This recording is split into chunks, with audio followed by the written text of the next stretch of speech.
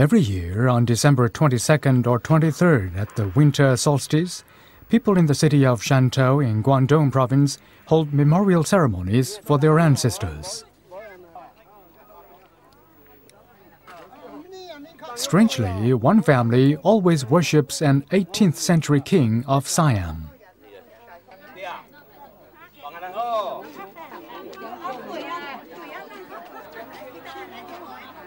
Siam is the old name of Thailand. In its 800-year history, the country was ruled by 4 dynasties.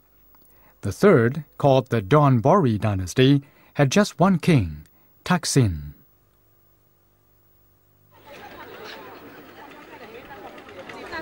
The worshippers belong to a family called Zheng, who come from the village of Huafu in the Chenghai region of Guangdong. Xie Muchuan is a professor at the South China University of Technology. He spent 6 years writing a biography of King Taksin. In the course of researching the book, he paid several visits to Thailand. 达信大帝就叫正信，泰国4个朝代52位皇帝，其中只有4位被称为大帝。称为大帝主要的文韬武略，就是在历史上功劳最大。Professor Xie claims that Zheng Xin was the first Chinese-born king of a foreign country. Zheng came originally from Huafu in the Chenghai district of Shantou. The stone gate has guarded the village for more than 600 years. It was built to protect the village from the pirates who raided the town frequently and forced the locals to flee overseas. 2 Chinese characters are carved on the stone gate, Zi Li, literally meaning hometown. They are thought to have been carved as a reminder of home for those who traveled from the village to distant lands. Zheng Xin's father, Zheng Yong, was one of those who left Huafu. After a voyage lasting several weeks, he reached Ayutthaya, capital of Siam. 到了大城以后呢，他就做小生意，很吃苦，很耐劳，所以慢慢，他积累了一点钱，后来就成家了，娶了一个老婆，是太降罗的女人。7月4号早晨，首都大城天非常好。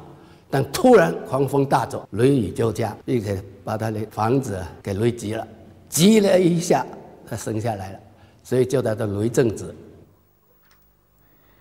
The baby was Zheng Xin. His father died a few years after he was born. According to folklore, Zheng Xin had a strange physical resemblance to the Buddha, in that his height was equal to the distance from fingertip to fingertip when his arms were outstretched. Because of this resemblance, the boy was adopted by the finance minister, who provided an education for him. When Zheng Xin was 13 years old, he joined the imperial guard. In 1997, the Thai princess Mahachakri Sindridorn visited Huafu, bringing with her a crown made of golden silk for Zheng's descendants. Her visit featured a gathering of local dignitaries and Thai-based Chinese, who paid their respects at the tomb of King Taksin.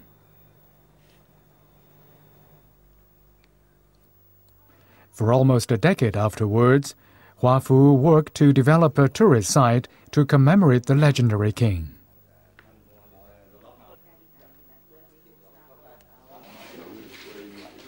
The project was designed by experts from Sun Yat-sen University in 1997.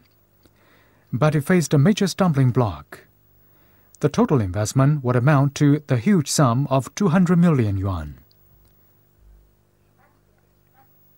And so, due to a lack of money, the project was suspended for a decade.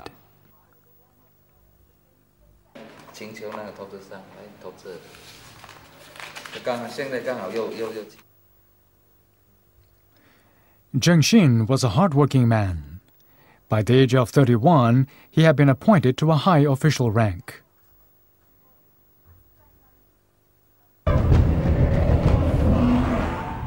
In 1765, Siam was invaded.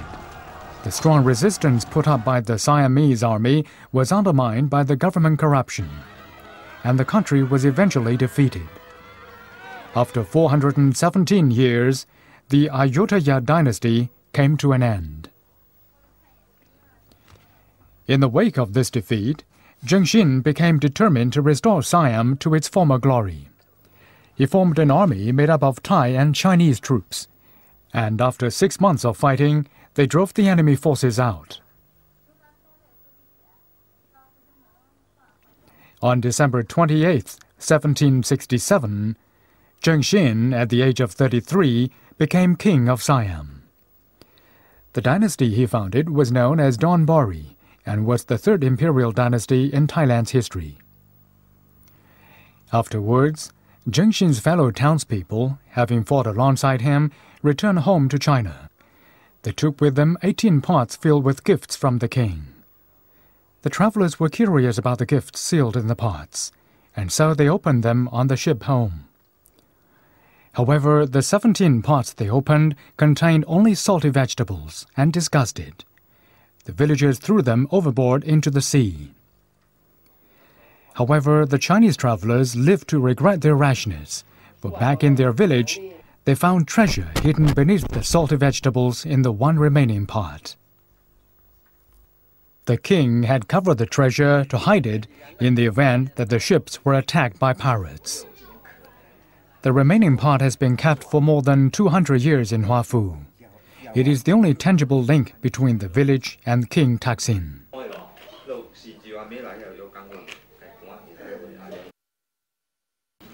In the autumn of 1782, King Taksin passed away. The people of Huafu brought 2 of his suits, one Thai and one Chinese, back to the village to remember him by. They buried the suits in the Wuya area of the village, and thus created the only tomb of an overseas king on Chinese territory.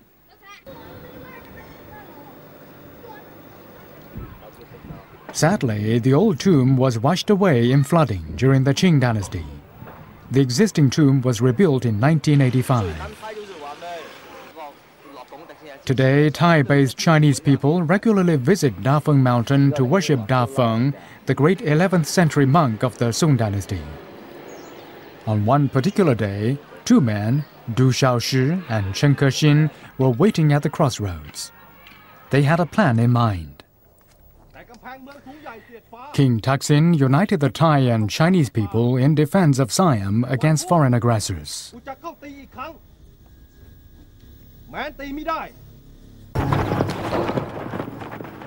The soldiers weren't the only Chinese people to make sacrifices during the war. Chinese merchants also sent donations to the king to support the war effort. 因为他是华裔，所以容易比跟他们打交道，有这个号召力。所以有一个是，也是泰国一个官员，他说过，只有他才能做到这一点。A bus rented by a visiting group of Thai Chinese reached the crossroads. Du and Chen were excited at the sight of so many visitors.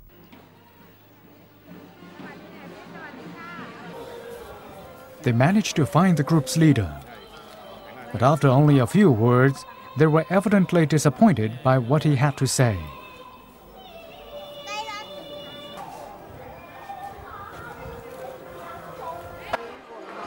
无奈了，只能是这样。刚才这个会长说，是今天过来他们是专线的，就是来祭拜这个大风祖师，所以是很难找到合适的客商跟我们谈。他会帮我们关注这件事，等以后有机会再跟我们联系。